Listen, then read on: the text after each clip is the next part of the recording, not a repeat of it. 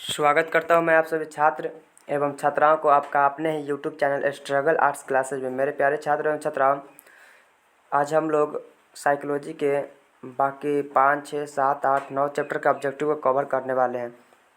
क्योंकि इससे पहले मैंने 1, 2, 3, 4 तक साइकोलॉजी के सभी टोटल ऑब्जेक्टिव को कवर कर दिया हूं। अगर आप लोगों ने नहीं देखा है तो इस वीडियो को डिस्क्रिप्शन में लिंक दे दिया हूं, जाकर देख लीजिएगा। बिना टाइम को व्यतीत किए हुए चलिए हम लोग साइकोलॉजी के 5वें चैप्टर के ऑब्जेक्टिव को कवर करते हैं। पहला प्रश्न जो दिया हुआ है, व्यवहार चिकित्सा के निम्न में से कौन सी तकनीक उपयोग में नहीं लाई जाती है? तो उत्तर हो जाएगा उद्बोधक चिकित्सा। निम्न में से कौन परामर्श की प्रविधियां नहीं है? उत्तर हो जाएगा प्रोत्साहन प्रविधियां। क्या है? प्रोत्साहन परामर्श। ये जो है ना, यह परामर्श की प्रविधियां के अंतर्गत नहीं आता। बाकी जितना जो 3 दिया हुआ है, समझौतावादी या निर्देशक या फिर अनिर्देशक, ये सब आता है, जबकि प्रोत्साहन परामर्श नहीं आता है। अगला प्रश्न देखिएगा, छवि निर्माण के कितने प्रकार है, कितने पक्ष है? तो छवि निर्माण के जो पक्ष है 4 है। अगला प्रश्न, निम्नांकित में से कौन संचार का तत्व नहीं है? तो परानुभूति जो है यह संचार का तत्व नहीं है। अगला प्रश्न देखिए, निम्नलिखित में से परामर्श प्रक्रिया का चरण कौन सा है? तो गहराई से खोजबीन करना, प्रारंभिक खुलापन या कार्यवाही करना, ये सब जो है ना, सब के सब परामर्श प्रक्रिया के चरण है। ठीक है। अगला प्रश्न देखिएगा, व्यक्ति का शारीरिक हाव भाव किस श्रेणी का कौशल है? तो व्यक्ति का जो शारीरिक हाव भाव है वह संचार कौशल है। ठीक। मनोवृत्ति का निर्माण निम्नांकित में से किस कारक द्वारा प्रभावित नहीं होता है? तो मनोवृत्ति का जो निर्माण है वह आवश्यकता पूर्ति के द्वारा प्रभावित नहीं होता है, जबकि अदर जगह, बहुत जगह पे हम देखते हैं श्रोता की विशेषता बतलाया जाता है, जबकि ये कहना गलत है। अगला प्रश्न देखिएगा, आधुनिक चिकित्सा शास्त्र का जनक किसे माना जाता है? तो आधुनिक चिकित्सा शास्त्र का जनक फ्रायड को माना जाता है। मनोविश्लेषणात्मक चिकित्सा का संबंध किस व्यक्ति से है? तो फ्रायड से है। मनोगत्यात्मक चिकित्सा का प्रतिपादन किसने किया? तो मनोगत्यात्मक चिकित्सा का प्रतिपादन जो किया वो फ्रायड ने ही किया। शरणार्थी केंद्रित चिकित्सा को किसने प्रतिपादित किया? उत्तर क्या हो जाएगा? रोजर्स ने किया था। अगला प्रश्न है, किस चिकित्सा पद्धति में सीखने के सिद्धांतों का प्रयोग होता है? तो उत्तर हो जाएगा व्यवहार चिकित्सा पद्धति में। अगला प्रश्न देखिएगा, अगला प्रश्न क्या बोल रहा है, सामूहिक अचेतन के विषय को क्या कहा जाता है? सामूहिक अचेतन के विषय को जो है मनोग्रंथि कहा जाता है। मनोवृत्ति निर्माण को कौन तत्व प्रभावित नहीं करता? तो आवश्यकता पूर्ति जो है यह प्रभावित नहीं करता है। अगला प्रश्न देखिएगा, ये था 14 के बाद 15 नंबर प्रश्न को देखिएगा। 15 नंबर प्रश्न क्या बोल रहा है, पतंजलि का नाम किससे संबंधित है? तो कौन नहीं जानता है कि पतंजलि का जो नाम है योग से संबंधित है, सब जानता है। मनोवृत्ति परिवर्तन में संतुलन का प्रतिपादन किसने किया? तो मनोवृत्ति परिवर्तन में संतुलन का जो प्रतिपादन किया उसका नाम है मोहसिन। श्रेणी आधारित स्कीमा को क्या कहा जाता है? तो दर्शक प्रभाव कहा जाता है। व्यवहार चिकित्सा किस सिद्धांत पर आधारित है? व्यवहार चिकित्सा जो है प्रत्यक्षण सिद्धांत पर आधारित है। श्वसन अभ्यास को योग में क्या कहा जाता है? तो श्वसन अभ्यास को योग में आसन कहा जाता है। परामर्श का उद्देश्य क्या होता है? तो परामर्श का उद्देश्य होता है कि निरोधात्मक, विकासात्मक, उपचारात्मक, यानी सभी उद्देश्य होता है परामर्श का। निम्नांकित में से कौन जैव आयुर्विज्ञान चिकित्सा नहीं है? तो शरणार्थी केंद्रित चिकित्सा जो है यह जैव आयुर्विज्ञान चिकित्सा के अंतर्गत नहीं आता। बाकी जितना जो दिया हुआ है शल्य चिकित्सा, औषधि चिकित्सा, आघात चिकित्सा, ये सब के सब है। विश्व मानसिक स्वास्थ्य दिवस कब मनाया जाता है? तो यह जो 11 अक्टूबर को मनाया जाता है। विश्व मानसिक स्वास्थ्य दिवस 11 अक्टूबर को मनाया जाता है। आज 22 अगस्त है, बस ज़्यादा टाइम नहीं है, बहुत ही जल्दी आ जाएगा। चलिए अगला प्रश्न देखिएगा, योग एक डैश है, यानी योग एक क्या है? तो योग एक वैकल्पिक चिकित्सा है। क्या है? वैकल्पिक चिकित्सा। पतंजलि के प्रसिद्ध योग सूत्र में योग के मार्ग कितना है? तो पतंजलि के योग सूत्र में जो योग का मार्ग है वह 8 है। अगला प्रश्न देखिएगा, निम्नलिखित में कौन मानसिक स्वास्थ्य का आधार है? उत्तर क्या हो जाएगा? तर्कपूर्ण चिंतन। अगला प्रश्न, योग विधि बढ़ाती है, योग विधि जो है वो किसको बढ़ाती है? तो ध्यान को भी बढ़ाती है, भावदशा को भी, दबाव सहिष्णुता को भी, यानी योग विधि जो है ना सभी को बढ़ाती है, उपयुक्त सभी को। डी उत्तर हो जाएगा। अमेरिका में सिखाए जाने वाले योग को क्या कहते हैं? तो अमेरिका में जो योग सिखाया जाता है ना, उसको कुंडलिनी के योग के नाम से जाना जाता है। कौन योग के नाम से? तो कुंडलिनी योग के नाम से। निम्नलिखित में किस में मंत्रों के उच्चारण के साथ श्वसन तकनीक या प्राणायाम को संयुक्त किया जाता है? उत्तर क्या हो जाएगा? उत्तर हो जाएगा ध्यान। मानसिक रोगियों के पुनः स्थापन का उद्देश्य क्या होता है? तो उसका उद्देश्य यही होता है कि रोगी को सशक्त बनाना। उसको अगर पुनः स्थापन करना तो क्या उसका उद्देश्य होगा? कि रोगी को फिर से सशक्त बना दिया जाए। मानसिक रोगियों के पुनः स्थापना में किस प्रकार का प्रशिक्षण दिया जाता है? उत्तर क्या हो जाएगा? कि व्यावसायिक चिकित्सा यह भी दिया जाता है, व्यावसायिक प्रशिक्षण यह भी दिया जाता है, सामाजिक कौशल प्रशिक्षण यह भी दिया जाता है, यानी सभी के सभी दिया जाता है। अपर्याप्त वैवाहिक व्यावसायिक तथा सामाजिक समायोजन की यह आवश्यकता होती है कि व्यक्ति के पर्यावरण में परिवर्तन किए जाएं। बताइए, तो क्या हो जाएगा उत्तर? उत्तर हो जाएगा वैयक्तिक। अगला प्रश्न देखिएगा, मनोचिकित्सा की विशिष्ट प्रविधि कौन सी है? उत्तर हो जाएगा सम्मोहन चिकित्सा। तो 32 था। 33 नंबर ऑब्जेक्टिव को देखिएगा। 33 नंबर क्या बोल रहा है? निम्नलिखित में निर्वचन के विश्लेषणात्मक तकनीक कौन सी है? तो उत्तर क्या हो जाएगा? ए बी दोनों, यानी कि प्रतिरोधी स्पष्टीकरण दोनों हो जाएगा। अगला प्रश्न, अंतर मनोद्वंद को बाहर निकालने के लिए किस विधि का उपयोग किया जाता है? किस विधि का उपयोग होता है? उत्तर हो जाएगा मुक्त साहचर्य विधि का उपयोग होता है। ठीक है। निम्नलिखित में किस में सेवार्थी चिकित्सा को पूजन करने लगता है? सेवार्थी जो होता है ना, चिकित्सा को पूजन करने लगता है। तो सकारात्मक अन्यारोपण में। ठीक है। अगला प्रश्न देखिएगा, निम्नलिखित में किस में अचेतन स्मृतियां लगातार सचेतन अभिज्ञता में समाकलित होती रहती है? क्या समाकलित होती रहती है? तो उत्तर क्या हो जाएगा? स्वप्न विधि। अगला प्रश्न देखिएगा, निम्नलिखित में कौन सेवार्थी को कष्ट प्रदान करते हैं? तो अप्रक्रियात्मक व्यवहार जो होता है ना, सेवार्थी को बड़ा कष्ट प्रदान करता है। अगला प्रश्न, निम्नलिखित में कौन रोगी को अपने आप को और अपनी समस्या के स्रोतों को समझने में बाहर आई सामग्री को अपने अहम में समाकलित करने में सहायता करता है? तो उत्तर हो जाएगा समाकलन कार्य। क्रमिक विसंवेदनीकरण को किसने प्रतिपादित किया? उत्तर क्या हो जाएगा? उत्तर हो जाएगा वोल्फ। क्या हो जाएगा? वोल्फ। अगला प्रश्न, दुश्चिंता रोग की प्रमुख विशेषता रोगी की व्यापक और दिशाहीन चिंता है। यह कथन किसका है? तो यह जो कथन है कोलमैन की कथन है। अगला प्रश्न, मनोविदलता की चिकित्सा के संबंध में सर्वप्रथम किस चिकित्सा ने अध्ययन किया? उत्तर क्या हो जाएगा? ब्लूलर ने। अगला प्रश्न, शारीरिक बनावट पर सर्वाधिक प्रभाव किस तत्व या शक्ति का पड़ता है? तो वंशानुक्रम। ठीक है। मनोस्नायु विकृति के रोग का मस्तिष्क लक्षण क्या है?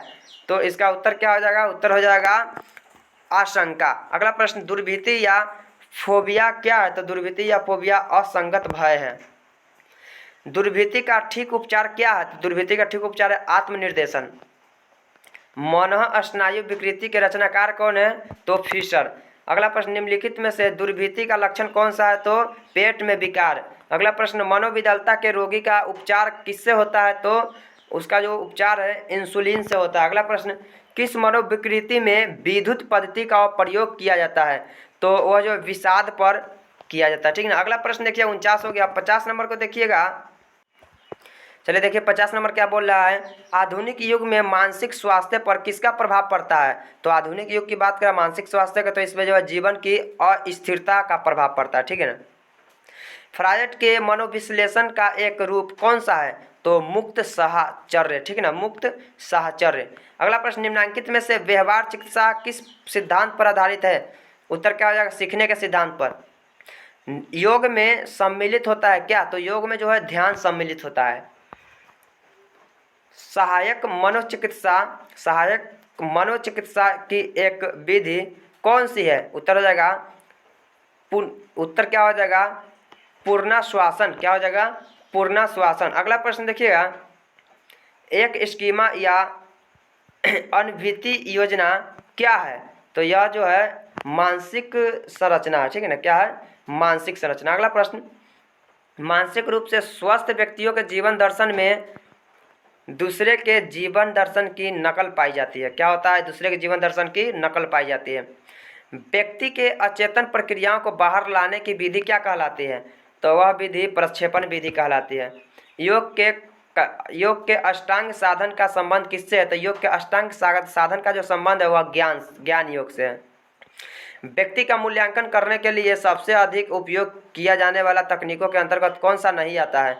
उत्तर क्या जाएगा? सेवार्थी केंद्रित चिकित्सा। अगला प्रश्न देखिएगा 60 नंबर, जर्मन शब्द गेस्टाल्ट का अर्थ क्या होता है? तो समग्र होता है। व्यवहार चिकित्सा की जिस प्रविधि में रोगी को वास्तविक परिस्थिति में रखकर इसमें काफ़ी मात्रा में चिंता उत्पन्न कर दी जाती है उसे क्या कहा जाता है? तो उसे जो है फ्लडिंग कहा जाता है। क्या कहा जाता है? फ्लडिंग। अगला प्रश्न देखिएगा, गेस्टाल्ट चिकित्सा का मुख्य उद्देश्य इस तथ्य पर बल डालता होता है कि इस तथ्य पर बल डालना होता है कि क्या हो जाएगा उत्तर सही? तो उत्तर हो जाएगा रोगी के वर्तमान भाव क्या है, और यह भी उत्तर हो जाएगा कि रोगी किस तरह से व्यवहार कर रहा है, यानी कि बी सी दोनों हो जाएगा, यानी कि इसका उत्तर हो जाएगा डी। मनोचिकित्सा का क्या लक्ष्य है? तो मनोचिकित्सा का जो लक्ष्य है वह रोगियों को राहत पहुंचाना है। अगला प्रश्न, मनोचिकित्सा का क्या स्तर है? तो मनोचिकित्सा का जो स्तर है आत्मीयता संबंध की स्थापना। अगला प्रश्न देखिएगा 64 हो गया। 65 नंबर प्रश्न को देखिएगा। चलिए देखिए 65 नंबर प्रश्न क्या बोल रहा है, माफ कीजिएगा थोड़ा सा धुंधला दिखाई देता होगा तो फिर भी थोड़ा सा हाई क्वालिटी करके देख लीजिए। निम्नांकित में से किस अंतरण में क्लायंट चिकित्सक के प्रति घृणा, ईर्ष्या आदि को दिखलाता है? तो उत्तर क्या हो जाएगा? ऋणात्मक में। अगला प्रश्न, मनोविश्लेषणात्मक चिकित्सा में निम्नांकित में से किसका महत्व सर्वाधिक बतलाया गया है? उत्तर क्या हो जाएगा? स्वप्न विश्लेषण का। अगला प्रश्न देखिएगा, गेस्टाल्ट चिकित्सा एक तरह का है, यानी कि क्या है एक तरह का? तो एक तरह का समूह चिकित्सा है। अगला प्रश्न, मनोचिकित्सा विधि क्या है? मनोचिकित्सा विधि यह जो है विक्षेपों का उपचार है। क्या है? विक्षेपों का उपचार है। अगला प्रश्न देखिएगा, मनोचिकित्सा का रोगी क्या प्रतिरोध करता है? तो रोगी जो होता है वो लैंगिक समस्या है। अगला प्रश्न देखिएगा, अगला प्रश्न है मनोचिकित्सा विधि है, यह कैसी विधि है? तो यह जो है ना पुनर्शिक्षात्मक मनोचिकित्सा, ठीक है ना। क्या है? पुनर्शिक्षात्मक मनोचिकित्सा। अगला प्रश्न देखिएगा, निम्न में से कौन परामर्श का क्षेत्र नहीं है? उत्तर क्या हो जाएगा? शैक्षिक। अगला प्रश्न है मनोशल्य चिकित्सा पद्धति को किसने विकसित किया? उत्तर क्या हो जाएगा? इगास मोनिज ने। अगला प्रश्न, विद्युत आघात चिकित्सा को किसने विकसित किया? उत्तर क्या हो जाएगा? उत्तर हो जाएगा सरलेटी तथा बीनी ने। अगला प्रश्न है निम्नलिखित में किसे योग के पिता के रूप में आदर प्राप्त है? तो उत्तर हो जाएगा महर्षि पतंजलि को। अल्बर्ट एलिस ने निम्नांकित में किस चिकित्सा विधि का प्रतिपादन किया? उत्तर क्या हो जाएगा? उत्तर हो जाएगा व्यवहार चिकित्सा का। अगला प्रश्न, उत्तम स्वास्थ्य के लिए, हेतु का मतलब होता है के लिए, किस भारतीय मनीषी ने अष्टांग मार्ग को प्रतिपादित किया? उत्तर हो जाएगा गौतम ने। 77 नंबर प्रश्न देखिए, परामर्श के संबंध में होता है क्या? तो परामर्श के संबंध में जो है सहायक क्या है? परामर्श के संबंध में सहायता परक होता है। क्या है? सहायता परक होता है संबंध। अगला प्रश्न, प्रभावी परामर्शदाता के आवश्यक गुण होते हैं क्या? तो इसका जो आवश्यक गुण है वह प्रामाणिकता एवं पुनर्वाक्य विन्यास, दूसरे के प्रति सकारात्मकता, तदनुभूति, यानी उपयुक्त सभी हो जाएगा। अगला प्रश्न, परामर्शदाता के अंदर एक सर्वाधिक महत्वपूर्ण कौशल होता है, कैसा? तो वह है तदनुभूति वाला। अगला प्रश्न, सेवार्थी परामर्शदाता का संबंध किससे होता है? उत्तर क्या हो जाएगा? नैतिक आधार से। अब यहाँ पर 80 था, हम लोग 81 नंबर प्रश्न को देखेंगे। 81 नंबर प्रश्न देखिएगा। चलिए 81 नंबर प्रश्न को देखिएगा, परामर्श संबंधी अनुक्रिया को सेवार्थी के प्रति करना होता है क्या? तो क्रियाओं के प्रति, विचारों के प्रति, भावनाओं के प्रति, यानी उपयुक्त सभी हो जाएगा। अगला प्रश्न, संदेशों के प्रति जानकारी एवं संवेदनशीलता परामर्शदाता के लिए आवश्यक है। आवश्यक है तो क्या हो जाएगा, प्रभाविता के लिए। किसके लिए, तो प्रभाविता के लिए। कुल मिलाकर के 5 चैप्टर में 82 ऑब्जेक्टिव था। अब 6 चैप्टर के ऑब्जेक्टिव को कवर करेंगे हम लोग। पहला ऑब्जेक्टिव है, पूर्वाग्रह की सबसे बड़ी पहचान निम्नलिखित में से क्या है। तो पूर्वाग्रह की सबसे बड़ी पहचान है नकारात्मक मनोवृत्ति। अगला प्रश्न देखिएगा, फ्रिटज हाइडर का संतुलन सिद्धांत में POX मॉडल में O प्रतिनिधित्व करते हैं किस क्या। तो O जो है यह जिस व्यक्ति की मनोवृत्ति का अध्ययन किया जाता है उसी को प्रतिनिधित्व करता है। अगला प्रश्न, किसने मनोवृत्ति को इस प्रकार परिभाषित किया है कि विशिष्ट वस्तुओं के प्रति विशिष्ट ढंग से व्यवहार करने की प्रवृत्ति या झुकाव को मनोवृत्ति कहते हैं। तो इस तरह जो परिभाषित किया वो उसका नाम है गर्गेन। अगला प्रश्न, निम्न में से कौन मनोवृत्तियों का परिवर्तन से संबंधित नहीं है। उत्तर क्या हो जाएगा, उत्तर हो जाएगा प्रतिष्ठा सुझाव। अगला प्रश्न देखिएगा, मनोविश्लेषणात्मक चिकित्सा का संबंध किस व्यक्ति से है। तो मनोविश्लेषणात्मक चिकित्सा का जो संबंध है वह फ्रायड से है। निम्न में से कौन मनोविश्लेषण विधि से संबंधित नहीं है। उत्तर क्या हो जाएगा, उत्तर हो जाएगा स्वप्न विश्लेषण। अगला प्रश्न, निम्नांकित में से कौन मनोवृत्ति का तत्व नहीं है। उत्तर क्या हो जाएगा स्मृति तत्व। मनोवृत्ति परिवर्तन के 2 स्तरीय संप्रत्यय का प्रतिपादन किसने किया। तो M मोहसिन ने किया। हालांकि SM मोहसिन होना चाहिए। अच्छा, थोड़ा बहुत रॉन्ग टाइप है, वहाँ ऑप्शन में सही जाएगा।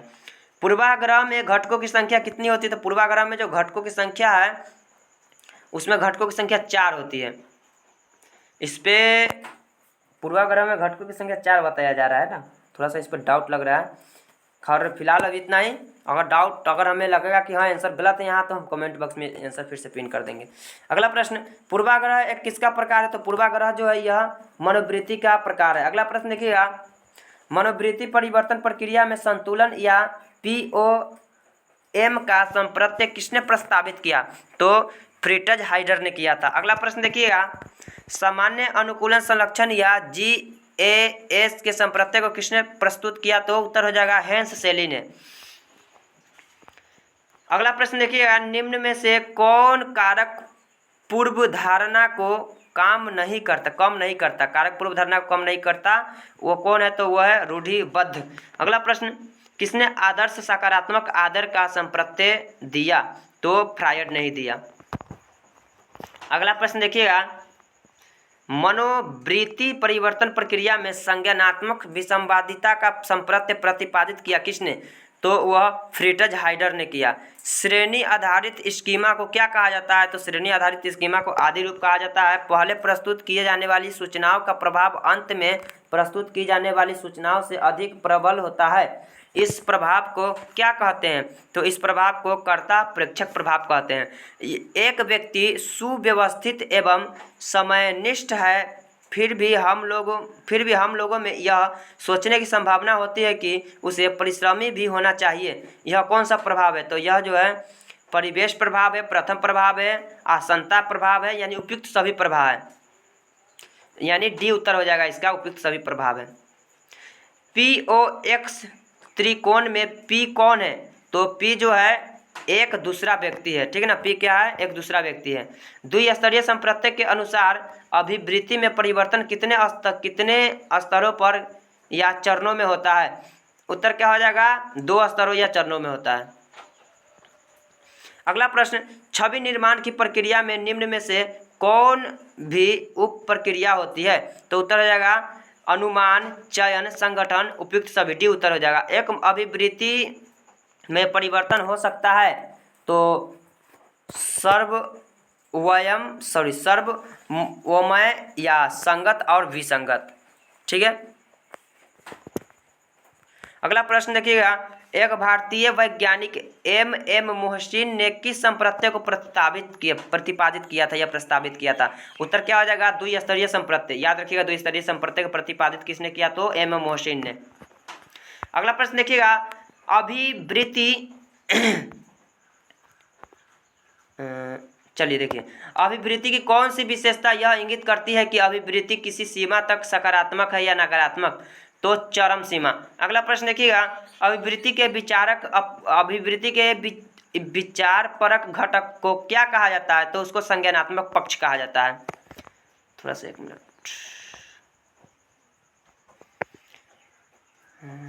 चलिए अगला प्रश्न देखिएगा, भावात्मक पक्ष के रूप में कौन जाना जाता है? तो भावात्मक पक्ष के रूप में जो है वह सांवेगिक घटक जाना जाता है। अगला प्रश्न, निम्नलिखित में कौन से कारक अभिवृत्तियों के अधिगम के लिए एक संदर्भ प्रदान करते हैं? उत्तर क्या हो जाएगा? परिवार एवं विद्यालय का परिवेश, व्यक्तिगत अनुभव, संदर्भ समूह, उपयुक्त सभी हो जाएगा। अगला प्रश्न, वह व्यक्ति जो छवि बनाता है उसे क्या कहते हैं? तो उसे कहते हैं प्रत्यक्षणकर्ता। एक एस्किमो या अनविति योजना क्या है? तो यह जो है मानसिक संरचना है। कुल मिलाकर के 29 था। अब आगे 30 नंबर प्रश्न को हम लोग देखेंगे। चलिए देखिए 30 नंबर प्रश्न क्या बोल रहा है, निम्नलिखित में से कौन सा लक्ष्य का गुण नहीं है? तो आलस्य जो है ना, यह लक्ष्य का गुण नहीं हो सकता। मनोवृत्ति का निर्माण निम्नांकित में से किस कारक द्वारा प्रभावित नहीं होता है? तो श्रोता की विशेषता के द्वारा प्रभावित नहीं होता है। निम्नांकित में से कौन पूर्वाग्रह में तेजी से कमी लाता है? तो उत्तर हो जाएगा पूर्वाग्रह विरोधी प्रचार। निम्नलिखित में से मनोवृत्ति के विकास पर किसका प्रभाव अधिक होता है? बताइए किसका प्रभाव अधिक होता है? तो परिवार का प्रभाव अधिक होता है। पूर्व धारणा से मनोवृत्ति किस दृष्टिकोण से भिन्न है? तो आवेष्टन। क्या हो जाएगा? आवेष्टन। तदनुभूति अनुभव करने की क्षमता अधिक रखने वाले में सबसे उपयुक्त उदाहरण क्या है? तो सबसे उपयुक्त जो उदाहरण है वह हो जाएगा मदर टेरेसा। क्या हो जाएगा? Mother Teresa. अगला प्रश्न देखिएगा, मनोवृत्ति के भावात्मक संगठन से तात्पर्य होता है क्या? तो मनोवृत्ति वस्तु के प्रति भाव एवं संवेग दोनों। POX मॉडल के संदर्भ में कौन कथन सही है? उत्तर क्या हो जाएगा? उत्तर हो जाएगा इस मॉडल में सिर्फ 3 व्यक्ति होते हैं। संज्ञानात्मक असंवादिता के संप्रत्यय को विकसित किया है, किसने किया है? तो उत्तर क्या हो जाएगा? फेस्टिंगर ने। अगला प्रश्न, प्रोफेसर कैली व बोलकाट के मतानुसार समूह की निर्धारित अभिवृत्ति को समूह के नए सदस्य किस प्रकार ग्रहण करते हैं? उत्तर क्या हो जाएगा? शीघ्रता से। अगला प्रश्न क्या, मनोवृत्ति निर्माण के सांस्कृतिक मनोवृत्ति निर्माण के सांस्कृतिक कारक की भूमिका पर बल दिया किसने? तो उत्तर क्या हो जाएगा? बल दिया था सुलेमान ने। किसी विशिष्ट समूह के प्रति नकारात्मक अभिवृत्ति को क्या कहा जाता है? तो उत्तर हो जाएगा पूर्वाग्रह। निम्नलिखित में कौन मानसिक स्वास्थ्य का आधार है? उत्तर क्या हो जाएगा? तर्कपूर्ण चिंतन मानसिक स्वास्थ्य का यह आधार है। समाज उपयोगी क्या है? समाजोपकारी यानी समाज उपकारी व्यवहार प्रायः किससे प्रभावित होता है? तो यह जो है प्रतिक्रिया से भी होता है, अधिगम से भी होता है, पूर्वाग्रह से भी होता है, सभी से प्रभावित, यानी डी उत्तर हो जाएगा। जो हमारी सहायता करते हैं हमें उनकी सहायता अवश्य करनी चाहिए, यह क्या कहलाता है? तो यह सामाजिक स्थिति कहलाता है। पूर्वाग्रह किसी विशेष समूह के प्रति किस बात का उदाहरण है? तो यह जो है अभिमत बात का उदाहरण है। 45 नंबर हो गया। अब 46 नंबर ऑब्जेक्टिव को देखिएगा। चलिए देखिए 46 नंबर क्या बोल रहा है, सामाजिक अनन्यता की भावना समूह के प्रति कौन सी अभिवृत्ति का बोध कराती है? उत्तर हो जाएगा सकारात्मक अभिवृत्ति। आर्मन ट्रिपलेट ने कब यह पाया कि लोग दूसरे की उपस्थिति में बेहतर प्रदर्शन करते हैं? तो उत्तर हो जाएगा सन 1897 में। व्यक्ति दूसरे की उपस्थिति में बेहतर प्रदर्शन क्यों करता है? इसलिए करता है क्योंकि परस्परता के कारण। क्या क्यों करता है? तो परस्परता के कारण। अगला प्रश्न, भाव प्रबोधन क्रिया में व्यक्ति द्वारा मूल्यांकन अनुभव को कॉटरेल ने क्या नाम दिया? तो कॉटरेल ने जो नाम दिया वह नाम क्या हो जाएगा? वह नाम हो जाएगा प्रकृति विपत्तियों का सामना करना। अगला प्रश्न देखिएगा, हमें दूसरे व्यक्तियों की मदद करनी चाहिए, इस व्यवहार को कौन सा व्यवहार कहा जाता है? तो इस व्यवहार को जो है समाज उपकारी व्यवहार कहा जाता है, यानी समाज के लिए उपकारी, या समाज उन्मुखी व्यवहार कहा जाता है, या सामाजिक व्यवहार, यानी कोनो व्यवहार भी कह सकते हैं, सभी सही होगा, यानी डी उत्तर हो जाएगा। अगला प्रश्न, विचार परक घटक को किस नाम से जाना जाता है? तो विचार परक घटक को संज्ञानात्मक घटक के नाम से जाना जाता है। संज्ञानात्मक भावात्मक व्यवहारपरक घटकों को संक्षेप में अभिवृत्ति के किस घटक के नाम से जाना जाता है? तो संक्षेप में इसको ABC के नाम से जाना जाता है। व्यापक अभिवृत्ति के अंतर्गत कितनी अभिवृत्तियां होती है? तो व्यापक अभिवृत्ति के अंतर्गत जो है व्यापक अभिवृत्ति के अंतर्गत जो है सरलता या जटिलता होती है। फिर से देखिएगा, व्यापक अभिवृत्ति के अंतर्गत कितनी अभिवृत्तियां होती है? अभिवृत्ति की किस विशेषता का संबंध इस कथन से है? तो उत्तर क्या हो जाएगा? उत्तर हो जाएगा सरलता या जटिलता से।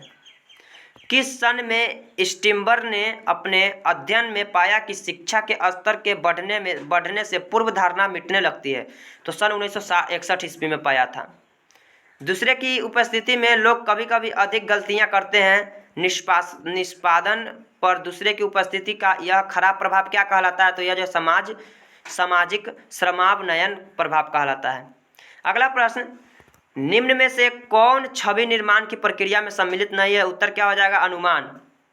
निम्न में से कौन समूह संरचना का तत्व नहीं है? उत्तर क्या हो जाएगा? असुरक्षा तथा चिंता का भाव। कुल मिलाकर के 6 चैप्टर में 57 ऑब्जेक्टिव था। हम लोग 7 चैप्टर के ऑब्जेक्टिव को कवर करेंगे। चलिए, इस चैप्टर के पहला जो ऑब्जेक्टिव दिया हुआ चैप्टर का नाम है सामाजिक प्रभाव एवं समूह प्रक्रम।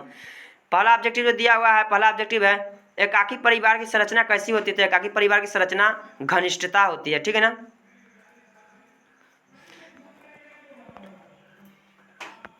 दूसरा प्रश्न देखिएगा, समूह संरचना से किसका संबंध नहीं होता है? तो समूह संरचना से समूह का आकार का संबंध होवे करता है, संचार का प्रारूप का संबंध होवे करता है, समूह की बनावट का संबंध होवे करता है। यानी किसी इसमें उत्तर जो है ना ऐसा कोई नहीं है जिससे संबंध नहीं होता, सबसे होता है संबंध। डी उत्तर हो जाएगा।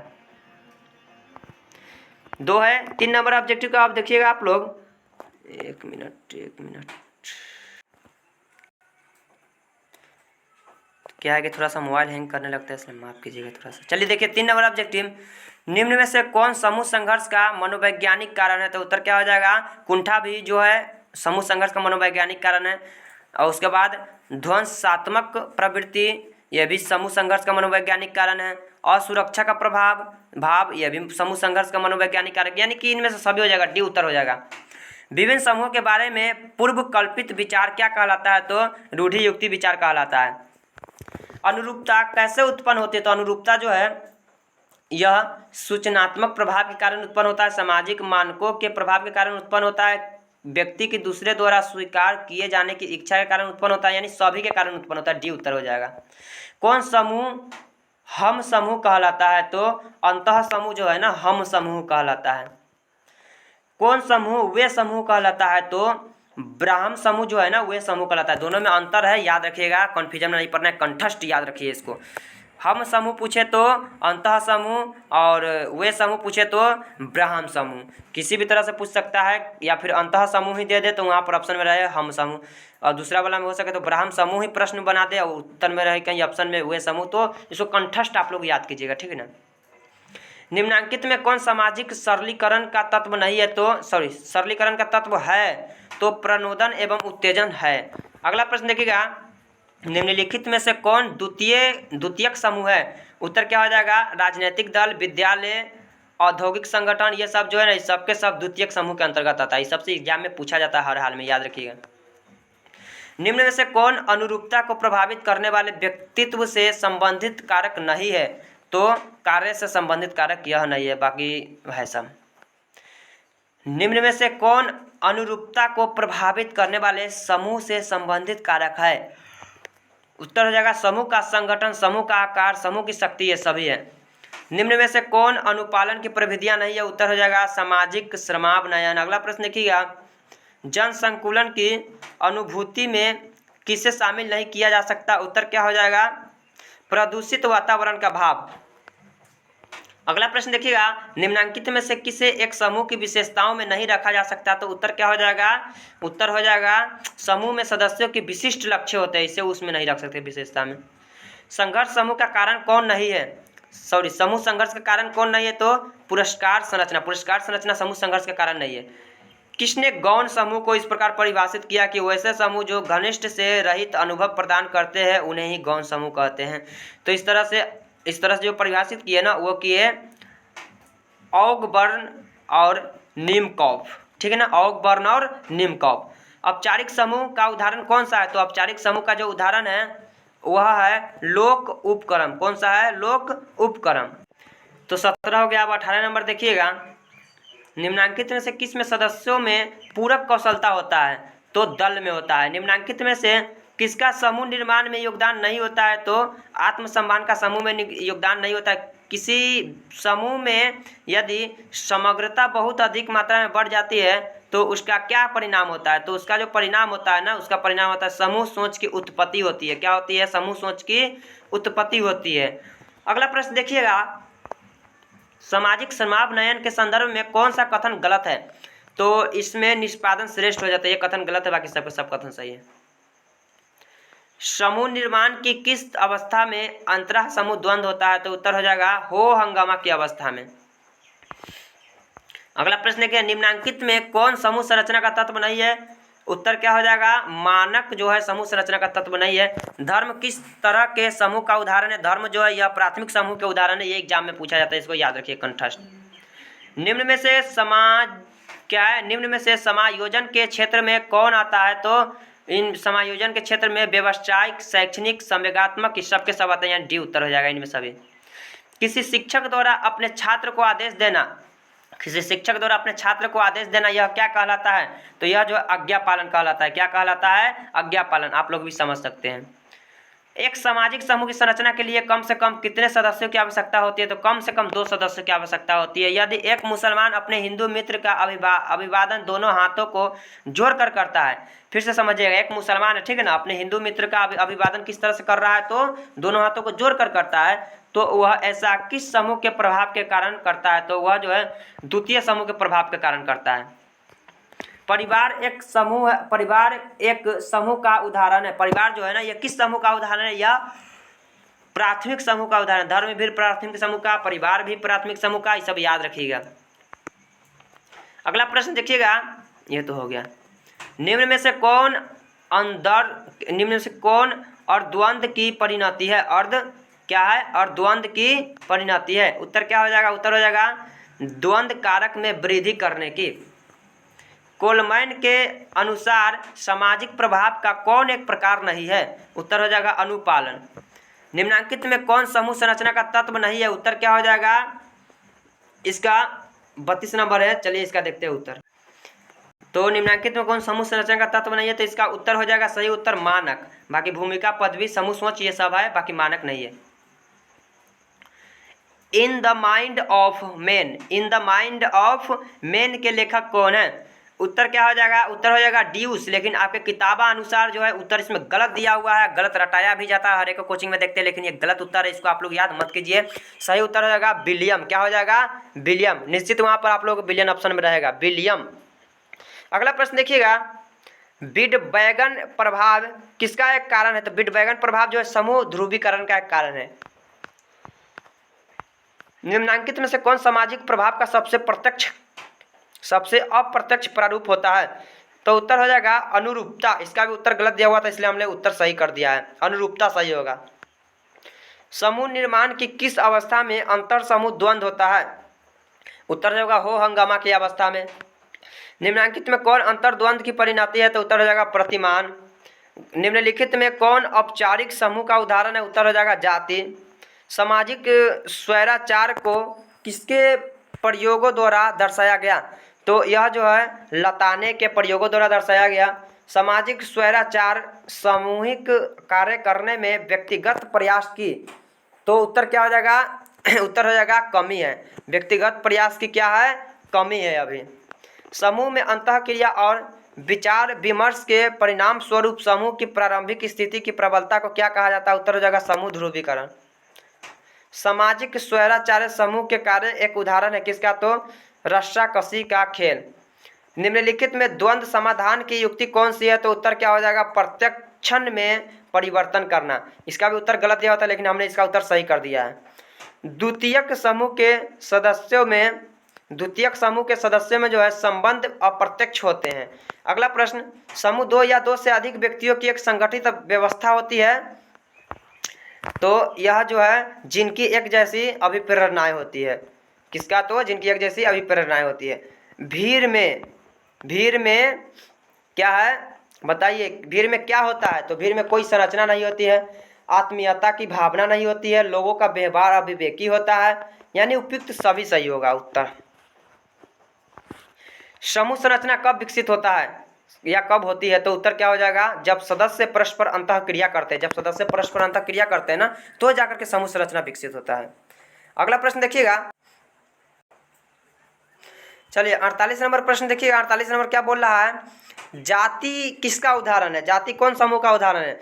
तो जाति जो है ना, यह औपचारिक समूह के उदाहरण है। जाति औपचारिक समूह के उदाहरण है।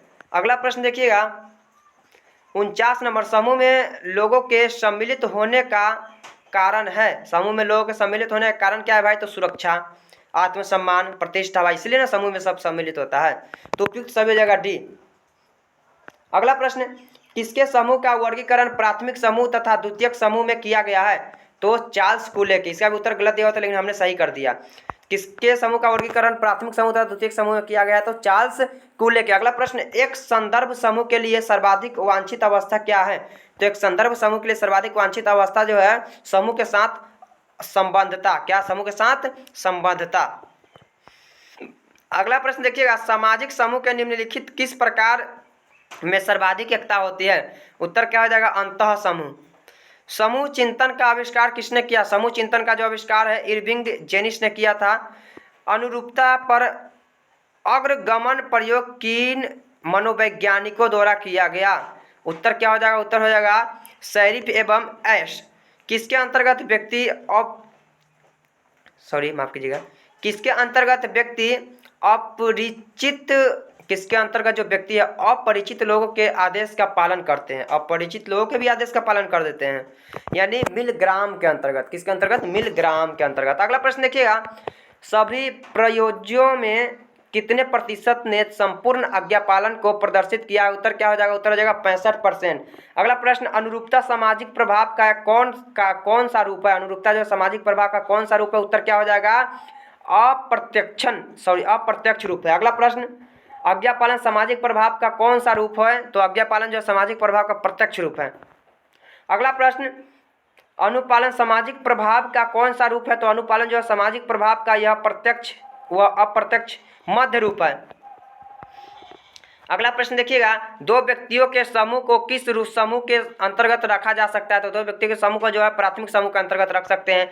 विचारों, प्रेरणाओं, आवश्यकताओं अथवा उद्देश्यों के परस्पर विरोध के फलस्वरूप पैदा हुई विक्षोभ या तनाव की स्थिति क्या कहलाती है? तो यह जो है द्वंद्व कहलाती है। अगला प्रश्न, कब से कब तक राष्ट्रपति लिंडन जॉनसन और संयुक्त राष्ट्र में उनके सलाहकारों ने वियतनाम युद्ध में आगे बढ़ाया था?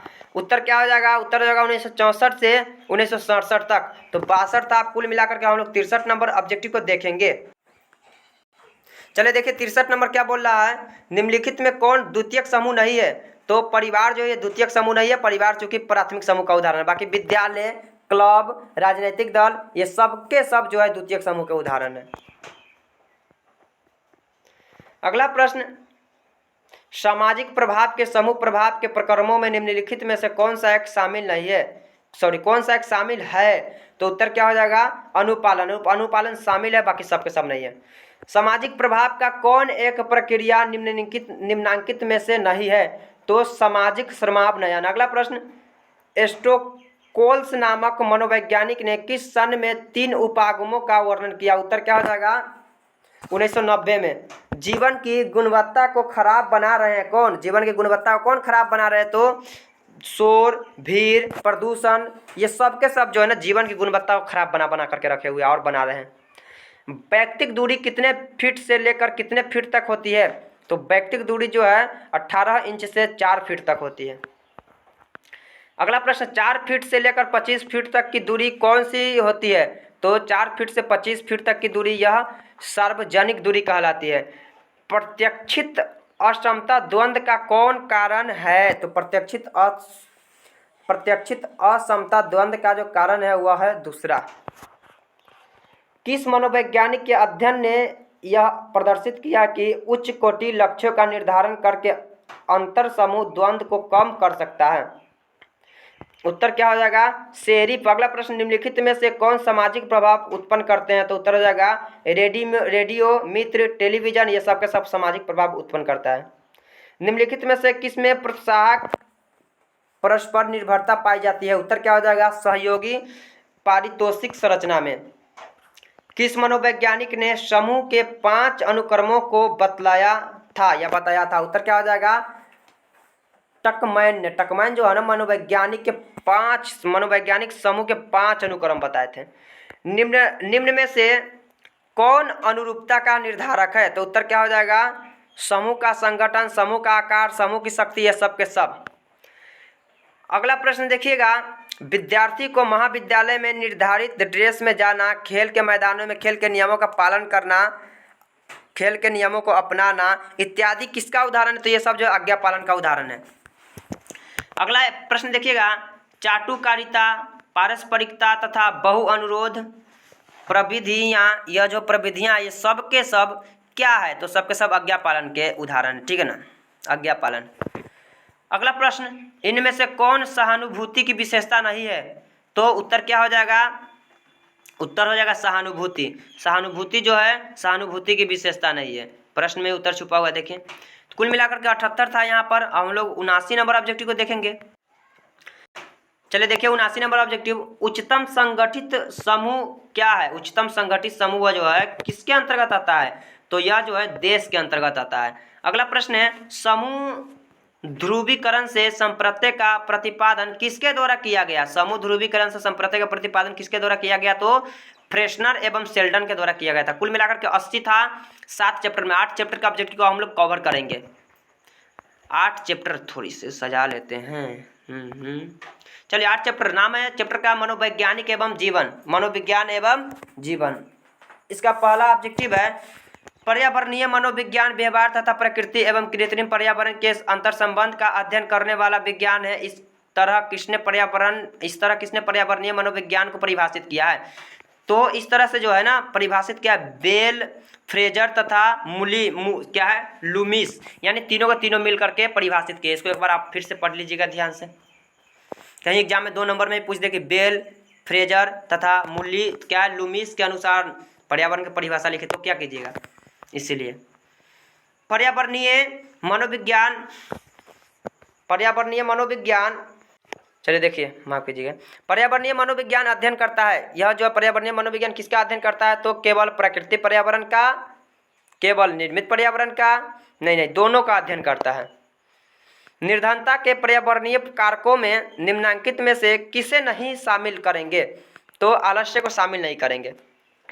पर्यावरणीय समस्या है कौन सी? तो पर्यावरणीय समस्या अम्लीय वर्षा है, ओजोन परत का विघटन है, रेगिस्तान है, ये सब के कारण है पर्यावरणीय वर्षा। आक्रमण का तात्पर्य निम्न में से किससे होता है? तो आक्रमण का तात्पर्य जो है स्वागृहिता, हिंसा, द्वेष, इनमें सभी से होता है। जल प्रदूषण के कारण कौन सा रोग उत्पन्न होता है? तो जल प्रदूषण के कारण कौन सा रोग उत्पन्न हो सकता है? उत्तर हो जाएगा पीलिया। कौन सा रोग? पीलिया रोग उत्पन्न होता है जल प्रदूषण के कारण। शोर या ध्वनि को नापने के लिए किस इकाई का प्रयोग किया जाता है?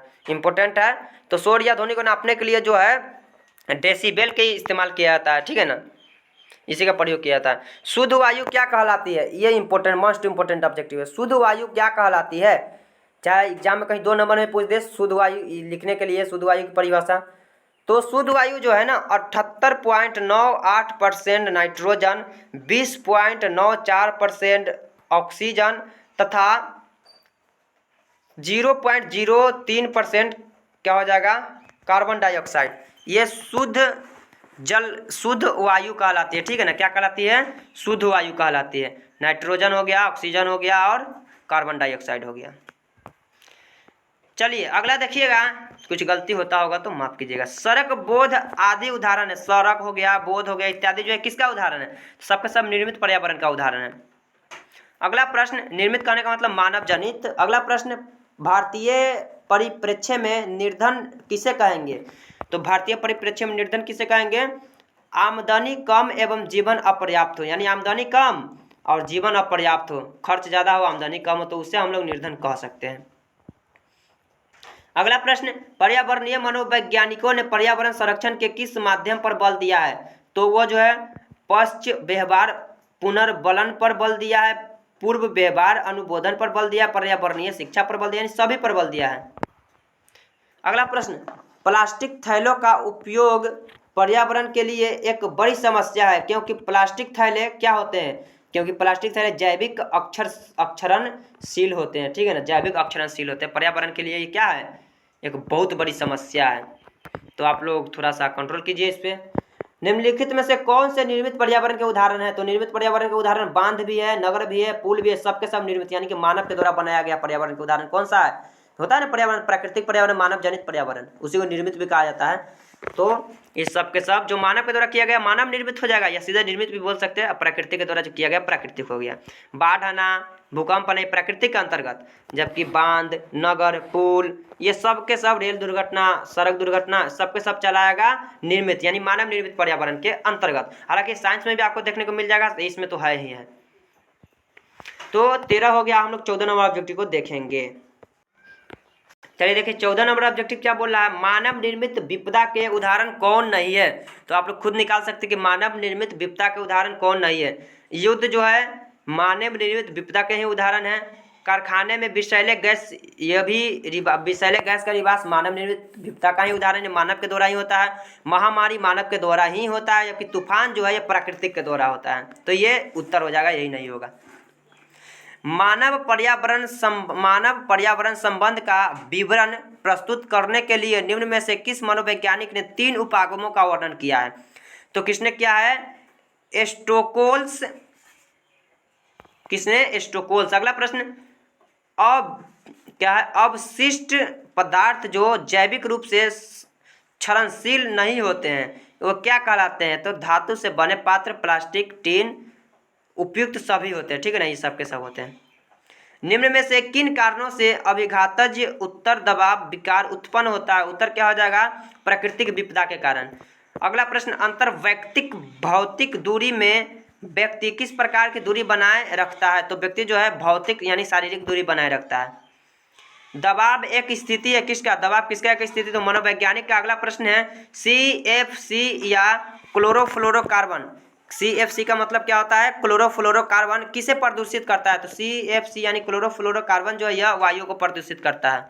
कार्य निष्पादन पर शोर के प्रभाव को शोर की कौन सी विशेषता निर्धारित करती है, कौन सी विशेषता निर्धारित करती है। तो भविष्य कथनीयता, शोर की तीव्रता, नियंत्रण क्या हो जाएगा, नियंत्रणीयता, यानी उपयुक्त सभी हो जाएगा। अगला प्रश्न, भोपाल गैस त्रासदी कब हुई थी। तो भोपाल गैस त्रासदी तो यह दिसंबर 1984 ईस्वी में हुई थी, चूंकि आपको यह 10th में भी पढ़ना था और ज्योग्राफी में भी होगा।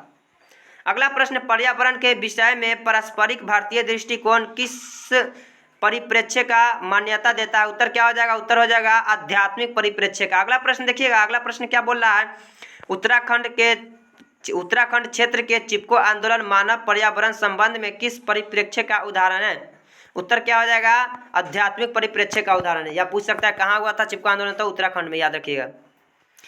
निम्न में से कौन पर्यावरणीय दबाव कारकों के उदाहरण है। तो उत्तर क्या हो जाएगा, भीड़ भी है, शोर भी, प्राकृतिक विपदा, ये सब के सब जो है पर्यावरणीय दबाव के कारकों का उदाहरण है। पर्यावरण को क्षतिग्रस्त करना मानव पर्यावरण संबंध के किस परिप्रेक्ष्य को दर्शाता है। तो यह जो है क्या है, नैमितिक परिप्रेक्ष्य को दर्शाता है। अगला प्रश्न है, पर्यावरण उन्मुख व्यवहार नहीं है। पर्यावरण जो है उन्मुख व्यवहार नहीं है, पर्यावरण को नष्ट करना। पर्यावरण उन्मुख व्यवहार नहीं है, पर्यावरण को नष्ट करना, बी उत्तर हो जाएगा। अगला प्रश्न देखिएगा, किस मनोवैज्ञानिक ने स्थिति पर निर्भरता के आधार पर 4 प्रकार की अंतर्वैयक्तिक दूरी को बताया है। तो वह जो है एडवर्ड हॉल ने बताया है। कौन बताया है, एडवर्ड हॉल ने। कुल मिलाकर 28 था। चलिए 29 नंबर ऑब्जेक्टिव को देखते हैं।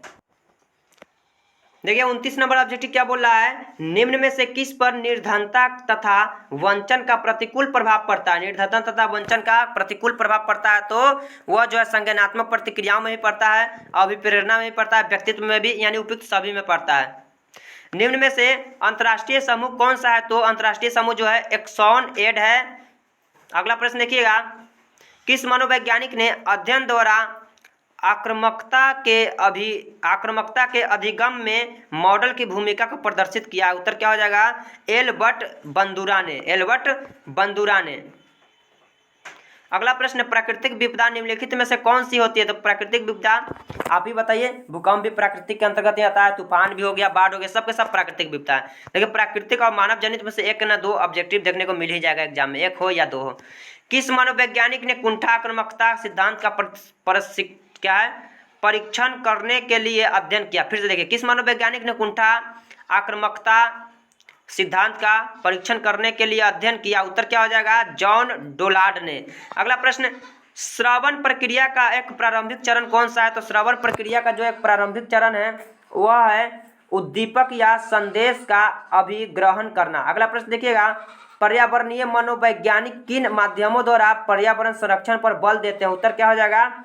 उत्तर हो जाएगा पर्यावरणीय शिक्षा। अगला प्रश्न देखिएगा 36 नंबर, ग्रिफिथ का योगदान निम्नलिखित में से किस क्षेत्र में है? तो ग्रिफिथ का योगदान जो तापमान में है। अगला प्रश्न, विश्व पर्यावरण दिवस कब मनाया जाता है? तो विश्व पर्यावरण दिवस जो है यह 5 जून को मनाया जाता है। कब मनाया जाता है? 5 जून को। भूकंप एक संकट है, कैसे संकट है भूकंप बताइए? सामाजिक है कि राजनीतिक है कि धार्मिक है कि प्राकृतिक है?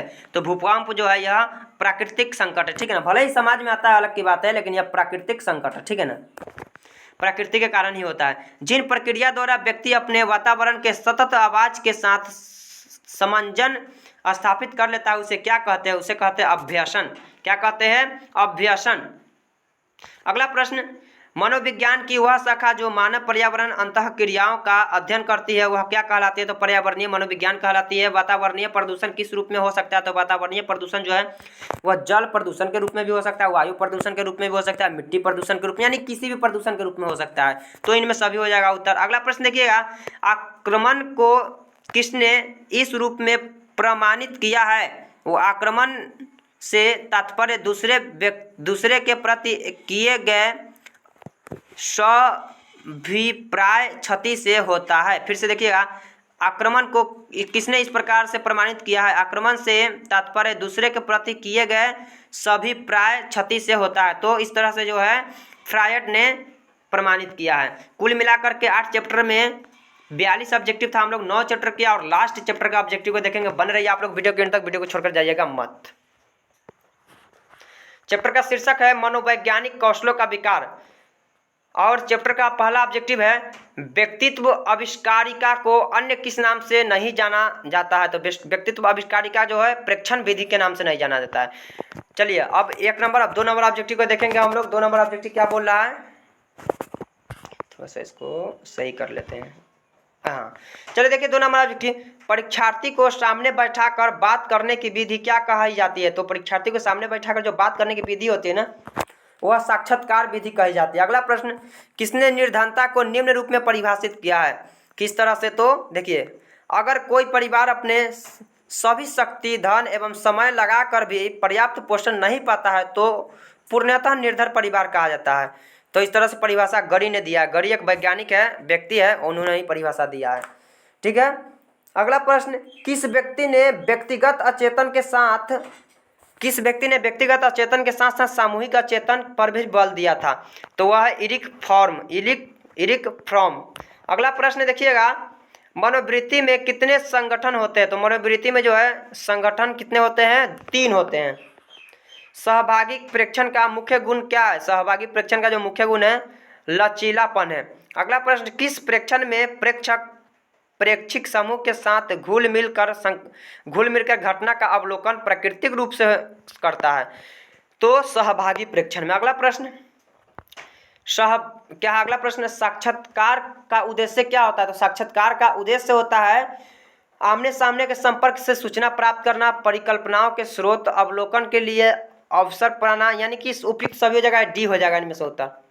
मनोविज्ञान की वस्तुनिष्ठ निरीक्षण विधि प्रवर्तक कौन है? उत्तर क्या हो जाएगा? उत्तर हो जाएगा ऊंट। अगला प्रश्न देखिए, इसका उत्तर हमें लगता है कि ऊंट गलत है, क्योंकि रिसर्च करने के बाद पता चला है कि नहीं, इसका वाटसन होगा। ऐसा हमने रिसर्च किया है तो पाया है। प्रश्न है, मनोविज्ञान की वस्तुनिष्ठ परीक्षण विधि प्रवर्तक कौन है? तो इसका प्रवर्तक जो है ऊंट इसमें बता रहा है, लेकिन वाटसन होना चाहिए, ठीक ना। अगला प्रश्न देखिए, आमने सामने का संबंध आवश्यक है? तो साक्षात्कार विधि में। आमने सामने का संबंध किसमें आवश्यक है? तो साक्षात्कार विधि में। भाई साक्षात्कार विधि में आमने सामने बैठकर ही बात करना पड़ता है, तो वहाँ पर साक्षात्कार विधि में ही होगा। निम्नलिखित में से कौन संचार का तत्व नहीं है? तो बोलना जो है संचार का तत्व नहीं है। अगला प्रश्न, एक साक्षात्कार में एक पूर्व निर्धारित डैश डैश प्रश्न श्रृंखला का अनुगमन किया जाता है, बताइए। तो वह संरचित हो जाएगा। क्या हो जाएगा? संरचित। निम्नलिखित में किसे मनोविज्ञान में मूल्यांकन विधि के यंत्र के रूप में नहीं समझा जाता है? तो मनोवैज्ञानिक परीक्षण। निम्नांकित में से कौन प्रभावी परामर्शदाता का गुण नहीं है? उत्तर क्या हो जाएगा? सशर्त सम्मान। एक प्रभावी मनोवैज्ञानिक बनने के लिए किस तरह के कौशल की जरूरत होती है? प्रभावी मनोवैज्ञानिक बनना है तो कैसा कौशल चाहिए? तो प्रेक्षणात्मक कौशल भी चाहिए, सामान्य कौशल भी चाहिए, विशिष्ट कौशल भी चाहिए। भाई प्रभावी बनना है तो सब कौशल चाहिए, तो इनमें सभी हो जाएगा। व्यक्ति के शारीरिक, देखिए इसमें गलत उत्तर दिया होता, सभी हो जाएगा, डी हो जाएगा। व्यक्ति के शारीरिक हाव भाव किस श्रेणी का कौशल है? तो व्यक्ति के शारीरिक हाव भाव जो है यह मनोवैज्ञानिक परीक्षण कार्य कौशल है। 16 था। आप 17 नंबर ऑब्जेक्टिव को देखेंगे हम लोग। 17 नंबर ऑब्जेक्टिव को देखिएगा। चलिए देखिए 17 नंबर, अंतर्व्यक्तिक संप्रेक्षण किससे संबंधित होता है? तो यह जो है दो या दो से अधिक व्यक्तियों से संबंधित होता है। अंतर्व्यक्तिक संप्रेषण के वे प्रकार की कौन सा है? तो अंतर्व्यक्तिक संप्रेषण के जो प्रकार है वह मध्यस्थ आधारित वार्तालाप भी है, साक्षात्कार भी है, लघु समूह परिचर्चा भी है, यानी उपयुक्त सभी है, डी हो जाएगा उत्तर। प्रेक्षण का वह तरीका जिसे हम सीखते हैं कि लोग भिन्न परिस्थितियों में कैसे व्यवहार करते हैं, वह क्या कहलाता है? वह कहलाता है प्रकृतिवादी प्रेक्षण। मनोवैज्ञानिक अपने परिवेश के किन पक्षों के विभिन्न पहलुओं के बारे में प्रेक्षण करता है? तो उत्तर हो जाएगा घटनाएं, व्यक्ति, यानी कि दोनों हो जाएगा उत्तर, ठीक है ना। तो अगला प्रश्न, अपनी बातों को रेडियो या टेलीविजन के माध्यम से वक्ता द्वारा कहने को क्या कहते हैं? यानी अपनी बातों को, वक्ता मतलब होता है बोलने वाला व्यक्ति अपनी बातों को चाहे वो रेडियो या टीवी के माध्यम से कहता है तो उसको हम लोग क्या कहते हैं? तो उसको जो है हम लोग सार्वजनिक संप्रेषण कहते हैं। ज़्यादातर ये टीवी और टेलीविजन पहले था, रेडियो पहले था, अब ये सबके काम लगभग लुप्त हो चुका है। रेडियो तो पहले ही गायब हो चुका है। गर्म स्टोव को छूने पर अंगुलियों का खींचना और हमारी आंखों में आंसू आना किसका उदाहरण है? तो यह जो है अवाचिक संप्रेषण का उदाहरण है। संप्रेषण एक प्रक्रिया है किसका? तो संप्रेषण उपयुक्त सभी की प्रक्रिया, यानी अचेतन का भी, सचेतन का भी, साभिप्राय का भी, यानी सभी की प्रक्रिया, उपयुक्त सभी, डी हो जाएगा। व्यक्ति की स्वयं से संवाद करने की प्रक्रिया को क्या कहते हैं? तो व्यक्ति को स्वयं से संवाद करने की प्रक्रिया को कहते हैं अंतर्वैयक्तिक संप्रेषण। अमेरिकी मनोवैज्ञानिक संघ के ने एक कार्यदल गठित किया जिसका उद्देश्य किनके लिए आवश्यक कौशलों की पहचान करता था? तो यह जो है व्यावसायिक मनोवैज्ञानिकों के लिए किया था। अगला प्रश्न देखिएगा, अगला प्रश्न क्या बोल रहा है? अगला प्रश्न है श्रवण प्रक्रियाओं में किन अंगों की भूमिका नहीं होती है? तो श्रवण प्रक्रियाओं में जो है कान के अंगों की भूमिका नहीं होती है। अगला प्रश्न, शरीर भाषा में निम्न में से कौन से कारक शामिल है? शरीर भाषा में हाथ की गति, भाव भंगिमा, यानी सभी शामिल है, उपयुक्त सभी, डी हो जाएगा। साक्षात्कार के किस भाग में साक्षात्कारकर्ता सूचना और प्रदत्त प्राप्त करने के उद्देश्य से प्रश्न पूछता है? उत्तर क्या हो जाएगा? मुख्य भाग। मनोवैज्ञानिक परीक्षणों का उपयोग करते समय क्या आवश्यक है? तो आवश्यक मनोवैज्ञानिक उन्मुखता, वस्तुनिष्ठता, उसके बाद मानकीकृत व्याख्या, यानी उपयुक्त सभी, टी हो जाएगा उत्तर। श्रवण में कौन सी विशेषता नहीं होनी चाहिए? तो श्रवण में जो है अधैर्यवान विशेषता नहीं होनी चाहिए। किस कौशल को 3 भागों में विभाजित किया गया? तो आधारभूत कौशल को 3 भागों में विभाजित किया गया। किस कौशल का उपयोग मनोवैज्ञानिक व्यवहार के विषय में अंतर्दृष्टि का विकास करने के लिए, यानी हेतु का मतलब है के लिए, प्रारंभिक अवस्था में किया जाता है? उत्तर क्या हो जाएगा? उत्तर हो जाएगा प्रेक्षण कौशल। श्रवण प्रक्रिया का एक प्रारंभिक चरण कौन सा? श्रवण प्रक्रिया का एक प्रारंभिक चरण कौन सा? उत्तर क्या हो जाएगा? उत्तर हो जाएगा उद्दीपक या संदेश का अभिग्रहण करना। अगला प्रश्न देखिएगा, अगला प्रश्न क्या बोला? अगला प्रश्न बोल रहा है साक्षात्कार कौशल एक प्रक्रिया है किसका? साक्षात्कार कौशल मुखोन्मुख, क्या हो जाएगा? यानी मुख उन्मुख वार्तालाप। तोड़ेंगे तो क्या हो जाएगा? मुख उन्मुख वार्तालाप। 34 हो गया। 35 नंबर ऑब्जेक्टिव को हम लोग देखेंगे। ऐसा लग रहा है जैसे लास्ट ही पेज है, छोड़कर जाइएगा मत। क्या है? साक्षात्कार में कौन चरण नहीं होता? तो साक्षात्कार में जो है वह साक्षात्कार में संबंध की प्रगाढ़ता, यह जो है ये चरण नहीं है। अगला प्रश्न, इनमें से कौन परामर्श की प्रविधियां नहीं है? तो उत्तर क्या हो जाएगा? परामर्श की कौन सी प्रविधियां नहीं? तो उत्तर हो जाएगा निर्देशक परामर्श। अगला प्रश्न, HIV किसे कहते हैं? तो HIV जो है वह एड्स को कहते हैं। किसको कहते हैं? एड्स को। एड्स। अमेरिकी मनोवैज्ञानिक संघ ने किस सन में कार्यदल की स्थापना की थी? तो वह 1973 ईस्वी में की थी। अगला प्रश्न है और लास्ट प्रश्न है, सामान्यतः हमें कितने प्रकार के मनोवैज्ञानिक चाहिए? सामान्यतः हमें कितने प्रकार के मनोवैज्ञानिक चाहिए? तो हमें 2 प्रकार के मनोवैज्ञानिक चाहिए। कुल मिलाकर के हमने 5, 6, 7, 8, 9 चैप्टर का ऑब्जेक्टिव को कवर कर दिया, चाहे जितना भी हो, लगभग तो ना भी कहे तो कितना रहा होगा? 300 से प्लस रहा ही होगा। इससे पहले भी 300 से प्लस कराए थे, यानी 600 प्लस मिला करके हो ही गया। भाग 1 नहीं देखे तो देख लीजिएगा, ये भाग 2 है। अगर आप लोगों को वीडियो अच्छी लगी होगी तो चैनल को कर दीजिए, अगर आप तो चैनल को कर दीजिएगा सब्सक्राइब। मेरे चैनल पर नहीं हुए फिर भी चैनल को सब्सक्राइब कर दीजिएगा। बहुत ही जल्दी इस चैप्टर पर हम व्याकरण के टॉपिक लेकर आने वाले हैं, जैसा आज तक यूट्यूब पर किसी ने नहीं पढ़ाया होगा। उस अपने भाषा में बहुत ही जल्दी व्याकरण के टॉपिक लेकर के आएंगे। बने रहिएगा आप लोग हमारे इस चैनल के साथ। अगर वीडियो अच्छी लगी हो तो वीडियो कर देना लाइक, और कर देना उन लोगों के पास शेयर जो अगले ईयर देने वाले एग्जाम। बहुत ही जल्दी मिलते हैं नेक्स्ट वीडियो के साथ। जब तक के लिए बाय बाय मेरे प्यारे छात्र एवं छात्राओं, और जय हिंद, जय भारत।